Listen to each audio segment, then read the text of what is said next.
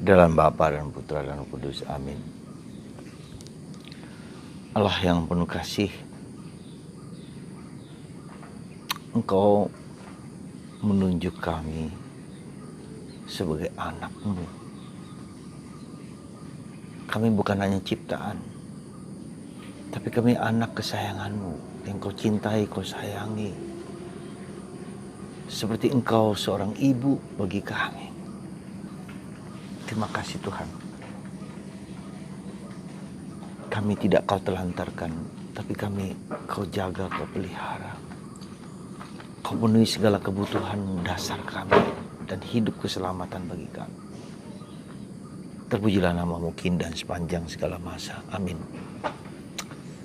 Saudara, ketika saya mencoba merenungkan Injil hari ini, di mana Yesus dihadapkan dengan ibu dan saudara-saudaranya yang hadir ketika Yesus sedang mengajar. Itulah ibumu, saudara-saudaramu di luar.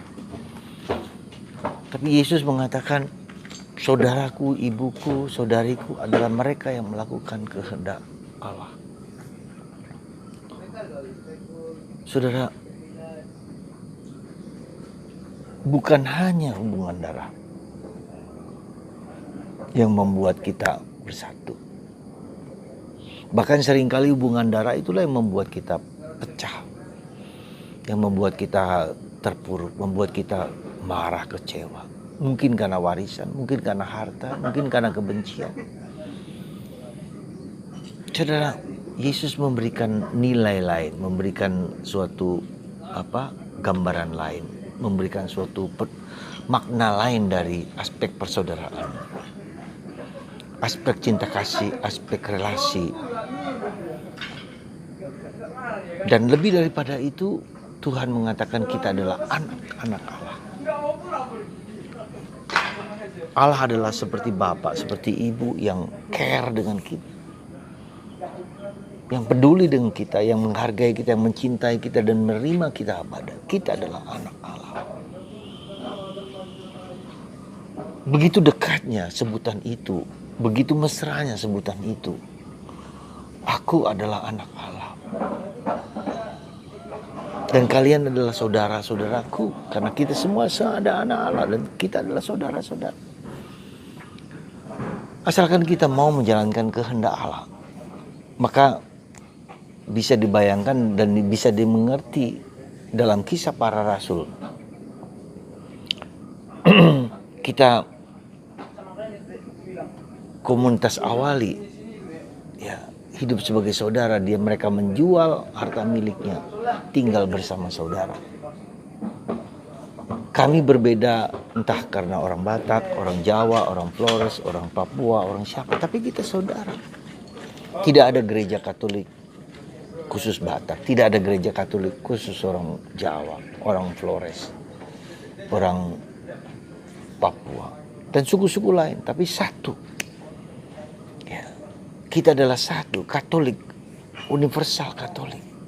Maka kita harus bangga sebagai orang Katolik. Entah kita semua, suku apapun, tertampung di dalamnya. Tidak ada gereja Katolik khusus orang Batak. Dan ini sungguh suatu yang sangat kita syukuri dan kita puji. Karena begitulah ya, gereja Katolik menyatu. Entah karena suku, entah background, entah apa. Dan kita dalam hidup membiara.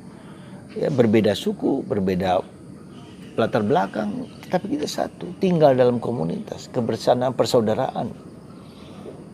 Maka kita lihat dalam kenapa orang gereja Katolik tidak serta-merta disebut gereja Kristen. Karena pada awal abad pertama ada begitu banyak orang Kristen menyebut diri Kristen, tapi banyak juga yang sesat. Meskipun dalam kisah para rasul di Antioquia, mereka yang menjadi pengikut Yesus disebut Kristen. Kenapa orang Katolik disebut orang Katolik? Karena itu tadi. Ya, kalau Kristen begitu banyak kesesatan-kesesatan pada awal abad pertama. Maka Ignatius dari Antioquia mengatakan kita adalah Katolik, yang berarti kata holos. Kita adalah universal. Ya, dan itu yang kita syukuri. Kita universal. Kita nggak peduli apakah kita orang Batak, orang Jawa, orang apa. Ini Sesuatu yang karunia yang Tuhan berikan gereja universal dimanapun juga, gereja Katolik universal. Itu yang pertama. Yang kedua, dalam kitab Kejadian ketika Kain membunuh Abel, Tuhan bertanya, Kain, di mana saudaramu? Jawab Kain apa? Siapa saudaraku? Aku tidak tahu siapa saudaraku. Aku nggak peduli siapa saudaraku. Jadi saudaranya sendiri membunuh. Ya, Kain membunuh Abel dan dia mengatakan tidak peduli, aku nggak tahu di mana saudaraku. Saudara, tidak bisa kita mengatakan begitu sebagai anak Allah. Semua adalah saudara kita. Kita adalah anak-anak Allah. Semua yang lain-lain adalah saudaraku. Satu bapak, satu keluarga. Keluarga Allah. Semoga kita menyelami misteri kebersaudaraan kita. Nah, kita juga karena itu punya tanggung jawab untuk take care of people, orang lain, memperhatikan orang lain, menghargai orang lain, menerima orang lain, mencintai orang lain. Tidak bisa kita tidak peduli dengan orang lain, siapapun juga adalah saudaraku. Maka di dalam ketika Yesus ditanya siapakah sesamaku itu,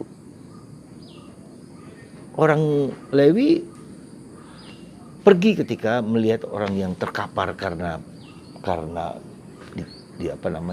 dibegal. Kaum imam juga nggak peduli, tetapi orang Samaria yang dianggap sebagai musuh orang Yahudi justru menolong. Maka siapakah saudaraku? Semua orang yang kita hidup dalam persaudaraan kemanusiaan. Sebagai manusia kita bersaudara, tapi sebagai orang Kristen, orang Katolik kita juga saudara karena seiman akan Yesus Kristus. Jadi persaudaraan kemanusiaan itu juga dalam tanda petik bahwa itu juga saudaraku orang non-Kristen, non-Katolik, saudaraku juga. Semoga Anda dan saya dan kita semua hidup dalam semangat persaudaraan ini dimanapun, ya, kapanpun, saat apapun. Tuhan memberkati kita semua. Semoga pemahaman kita akan pengertian persaudaraan ini sungguh kuat dalam hidup kita. Tuhan memberkati kita semua dalam nama Bapa dan Putra dan Roh Kudus. Amin.